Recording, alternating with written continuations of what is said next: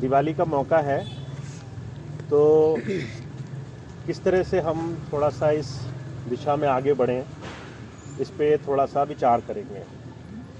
देखिए, दिवाली और जितने भी पर्व होते हैं उसको अपने सामाजिक तौर से तो हम मनाते ही हैं। उसमें हम प्रसाद बांटते हैं, मिठाइयाँ खाते हैं, उसमें हम रिश्तेदारों से मिलते हैं, हर तरीके से बाहरी अच्छे से अच्छे तरीके से त्यौहार को मनाने की कोशिश करते हैं। पर जब आप किसी एक दिशा में जुड़ जाएं और गुरु मत से, संत मत से जुड़ जाएं, तो हर एक चीज़ का एक ख़ास मतलब होता है। और मतलब ये होता है कि हम कैसे अपने जीवन में हर पल हर घड़ी सुधार की तरफ आगे बढ़ें। और सुधार के दो रूप हैं। एक आंतरिक रूप है कि आप अंदर में कितनी सच्ची श्रद्धा से एक रूप में है, ना आप किसी और को दिखावे के लिए कुछ कर रहे हैं, ना किसी बाहरी रूप में कुछ कर रहे हैं। आप अपने अंदर अपने बैठे हुए मालिक के लिए कितनी श्रद्धापूर्ण तरीके से एक रूप में है। जितना आपके जीवन और बाहरी तमाम आचरण में सुधार होगा, उतना वो अंदर का काम आपका शांतिपूर्ण ढंग से ठहराव के साथ होगा, जिसे ध्यान कहते हैं। ध्यान हर स्थिति में आवश्यक है, चाहे आप गुरु जी को मानते हो या नहीं मानते हो, चाहे आप किसी भी सामाजिक या किसी भी बाहरी रूप में पूजा पाठ करते हो या नहीं करते हो, ध्यान बहुत आवश्यक है। क्योंकि ध्यान आपको अपने आप की तरफ जुड़ना सिखाता है। महात्मा बुद्ध ने एक बार कहा था कि हमारे जीवन में हम सबके लिए जीते हैं, बच्चों के लिए, माता पिता के लिए, समाज के लिए, और चाहे हम चाहें या नहीं चाहें, हम हमेशा दूसरों में लीन रहते हैं। दूसरा क्या बोल रहा है, दूसरा क्या कह रहा है, दूसरे ने हमारे जीवन पे असर क्या डाला, पर कभी हम अपने आप से नहीं जुड़ पाते। और आज के समय में जो सबसे बड़ी चुनौती है वो ये कि हम अपने आप को अभी जानते नहीं हैं। हम अपने शरीर को जानते हैं, हम अपने शरीर से जुड़े संबंधों को जानते हैं, हम सांसारिक चुनौतियों को जानते हैं, पर हम अपने आप को नहीं जानते। तो ध्यान एक ऐसी क्रिया है जो आपको एकांत में अपने आप से जुड़ने का रास्ता सिखाती है। इसीलिए जितना भी संत मत का स्वरूप आप जानते होंगे, उसमें हमेशा ध्यान को ज़रूर बोला गया है, चाहे 5 मिनट या 5 घंटे, आपकी स्वेच्छा। आपके अंदर कितनी देर आप एकांत में एक होकर के अपने मालिक से जुड़ सकते हैं, प्रार्थना कर सकते हैं। तो यहाँ समय का कोई जोर नहीं है। आप ये मत सोचिए कि 1 घंटा होना ज़रूरी है, एक आसन पे बैठना ज़रूरी है, बैठकर ही करना ज़रूरी है, या फिर सुबह और शाम को ही करना ज़रूरी है, या फिर कोई ख़ास समय होना चाहिए। कोई पाबंदी नहीं है। हर एक पाबंदियाँ सिर्फ नियम को बनाने की होती हैं। इसलिए आप बिना कोई पाबंदी माने ध्यान को सहज तरीके से कर सकते हैं।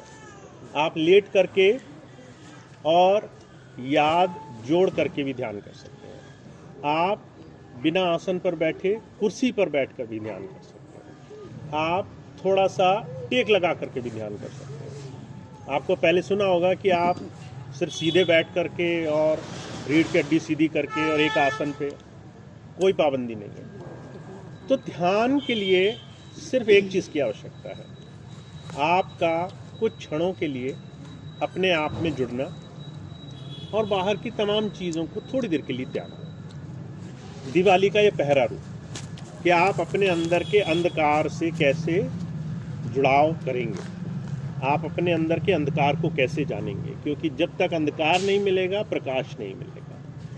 अभी हम बाहर भटके हुए हैं, आंखों के अंदर अंधकार से कैसे जुड़ेंगे। दूसरी बड़ी ज़रूरी चीज़ वो है, इस काम को करने के लिए बाहरी जीवन में कितना संयम ला सकते हैं, बाहरी जीवन में कितना संयम ला सकते हैं।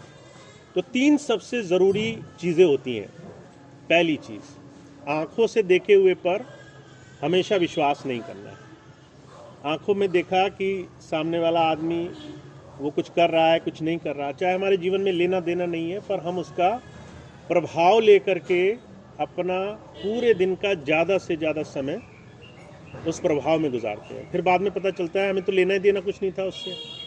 और आज के समय में टीवी, मोबाइल या बाहर का कोई भी जीवन आप पर कैसे प्रभाव डाल सकता है, ये आपसे बेहतर कोई नहीं जानता। तो आंखों के देखी हुई चीज़ हमारे अंदर कई बार दिशाहीन तरीके से हमें धकेल देती है। जैसे किसी आंखों पे आदमी की पट्टी बांध दी जाए और उसे बंद कमरे में धक्का दे दिया जाए और उसे कहा जाए दरवाज़ा ढूंढो, ठीक ऐसी स्थिति। तो आपके आंखों पे पट्टी भी नहीं होनी चाहिए और आपको कोई 10 बार घुमाए ऐसी स्थिति भी नहीं होनी चाहिए। तो कैसे करेंगे? उसके लिए दिवाली एक तरफ इशारा करती है कि आप संयम का ध्यान रखें। तो पहली चीज़, आंखों की हर एक चीज़ दिखने वाली सच नहीं होती। दूसरी चीज़, कान से सुनी हुई भी हर एक चीज़ सच नहीं होती है। आपने बहुत सारी चीज़ें सुनी, कोई आया आपको गाली दे गया, कोई आया आपको बुरी भली सुना गया, कोई आया आपको किसी की चुगली कर गया, कोई आया किसी के बारे में बहुत बड़ाई कर गया, आपके अंदर जलन पैदा कर गया। आपको क्या फ़र्क पड़ा? आपका घंटों उसमें बीत गया। फिर बाद में पता चला हमारा तो लेने देना कुछ नहीं था उससे, हम तो बहुत देर पीछे हट गए। और तीसरी चीज़, ज़बान। आप ज़बान से कितना ज़्यादा संसार में जुड़े रह सकते हैं। महाराज जी एक मिसाल फरमाया करते थे, कहा करते थे, है तो मजाक की चीज़ कि अगर हम इस चीज़ को समझ लें तो हमारे जीवन में कितना फ़ायदा हो सकता है। महाराज जी कहा करते थे, एक पति पत्नी थे, पत्नी जो है कई सालों बाद अपने पति से ये पूछती थी कि इतने साल हो गए, तुम जो है मेरी किसी बात पे नाराज़ क्यों नहीं होते? तो वो कहने लगा कि मुझे किसी ने बहुत पहले एक राय दी थी कि जब भी ऐसी स्थिति आए तो जहाँ मौका पड़े वहाँ पर बहरे बन जाओ और जहाँ मौका पड़े वहाँ पर गूंगे बन जाओ। तो जब आपको पता है आपको स्थिति में गलत दिशा में जाना पड़ सकता है तो कम से कम सुनो, और जहाँ आपको पता है कि आपके बोलने से बहुत परेशानी खड़ी हो सकती है तो गूंगे बन जाओ। यानी कि आपके बोलने और कहने सुनने से कई बार 1000 परेशानियाँ जिसका हमारे जीवन से कुछ लेना देना नहीं है वो खड़ी हो जाती है। तो संयम का सबसे बड़ा रूप है बाहरी इन 3 चीज़ों से आप थोड़ा थोड़ा अपने जीवन में संयम लाना शुरू करें। तो दिवाली का प्रारूप है और दिवाली ये कहती है कि आपको हर रोज़ एक ही जैसी दिवाली ना मनानी पड़े, एक ही जैसी स्थिति में बार बार ना आना पड़े। यानी आप आज जहाँ हैं अगली दिवाली में से बेहतर हो और वहाँ से शुरुआत कर रहे हैं, 2 सीढ़ी ऊपर हो।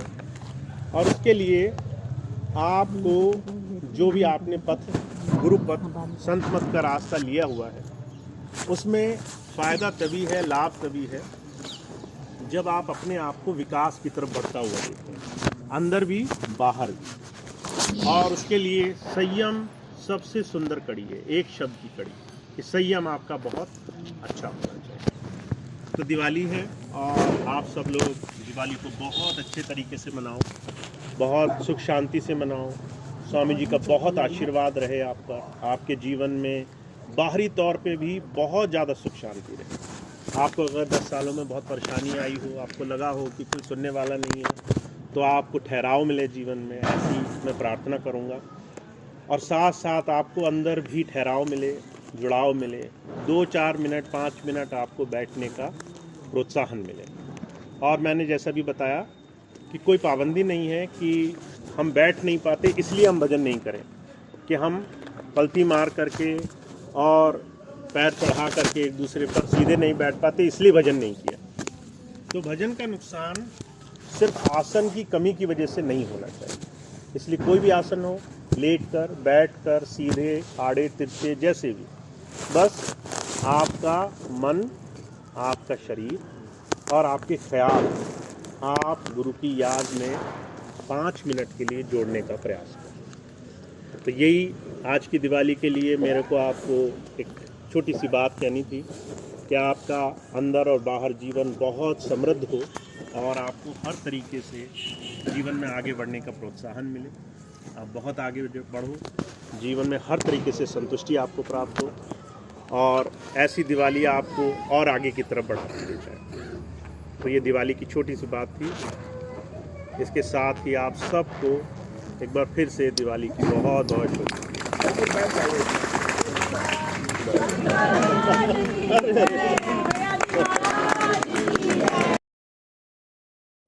आपको कुछ बोलना हो, पूछना हो, आज मौका है, आप आराम से पूछ सकते हैं। 3 मिनट है आपके पास।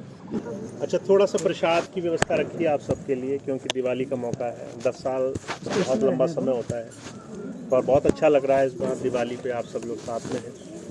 तो अच्छा, आपको भी अच्छा लग रहा है।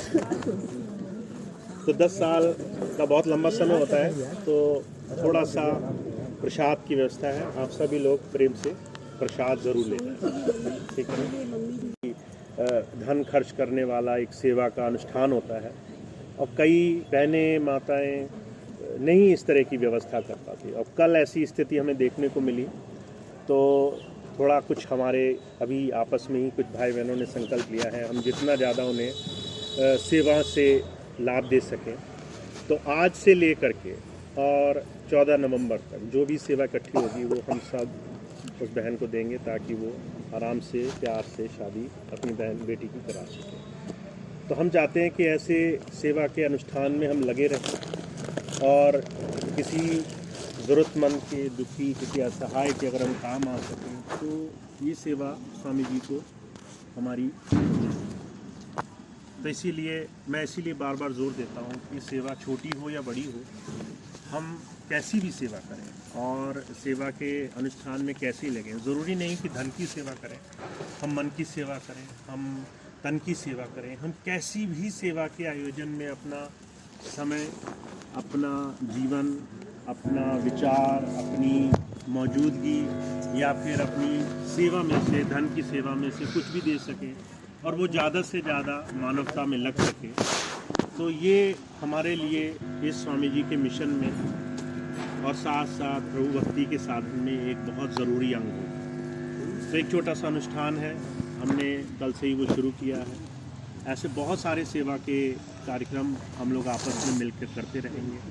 इसलिए आप ये मत सोचिए कि धन की ही सेवा सब कुछ होगी। हर तरह की सेवा होती है, और जहाँ भी हम थोड़ा सा भी अपना हाथ बटा सकें अच्छे अनुष्ठान में, वो हमारी सेवा हमारे निस्वार्थ भाव से किसी अच्छे काम में लग जाए, और वो मानवता के माध्यम से हमारे जीवन को आगे ले जाए, ये बहुत बड़ा हमारे लिए कदम है।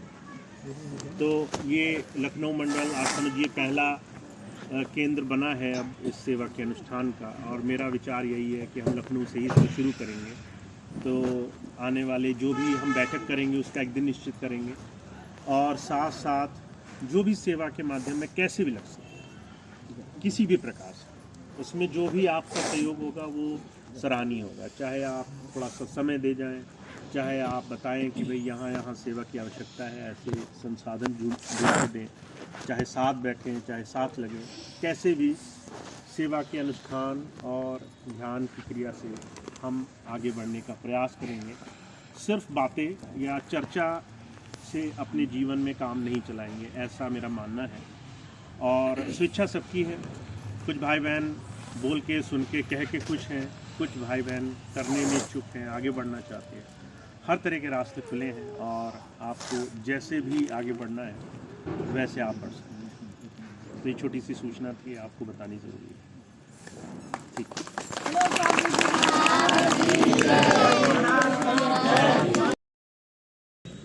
और कोई बात बताइए, अब तो पटाखे फूटने लग जाएंगे खुद। अच्छा भाई, मैं बोलना तो नहीं चाह रहा, पर हाँ एक छोटी सी सूचना है, आप इसको ख़राब तरीके से मत लीजिएगा। मैंने एक चीज़ सोची है कि जब तक हम चीज़ें ठीक दिशा में नहीं ले आते, कहीं ना कहीं रोक लगाना ज़रूरी है। तो मैंने अभी अपना जन्मदिन मनाने पे रोक लगाई है अपने लिए, है ना। आप मनाइए, आपको कोई मनाही नहीं है, आप लोग मना सकते हैं। पर जिस तरह स्वामी जी पहले भंडारा मनाते थे, वो अभी मैं नहीं कहूँगा, ठीक है ना। हम तो कहना ठीक नहीं रहेगा, मैं नहीं कहूँगा। बाकी आप लोग मनाते थे, आपको मैं मना नहीं करूँगा, क्योंकि आप सब ने और बहुत से भाई बहनों ने बहुत मेहनत करी है 10 साल में परिवर्तन लाने के लिए, चीज़ों को सही दिशा में रखने के लिए। तो आप सबको खुली छूट है, पर मैं तभी इसको मनाने में खुशी महसूस करूँगा जब सब चीज़ें थोड़ा ठीक हो जाए। तब तक स्वामी जी और महाराज जी का भंडारा बहुत मेहनत से हम करेंगे। बहुत जल्दी वो दिन आएगा। ये प्रार्थना ही काम आएगी आपको। बहुत जल्दी वो दिन आएगा। हाँ जी, अरे मेरे को खुद ही नहीं आता। याद आएगी तब बताऊंगा। नहीं नहीं, अब इतने सब बनाओगे तो फिर कुछ होगा ही नहीं। बहुत सारे लोगों के जन्म, दो हैं तो महाराज जी का स्वामी, बाकी बीच में होली दिवाली आ जाती है, बीच में गुरु पर्व आ जाता है, हर महीने कुछ ना कुछ हो जाता है।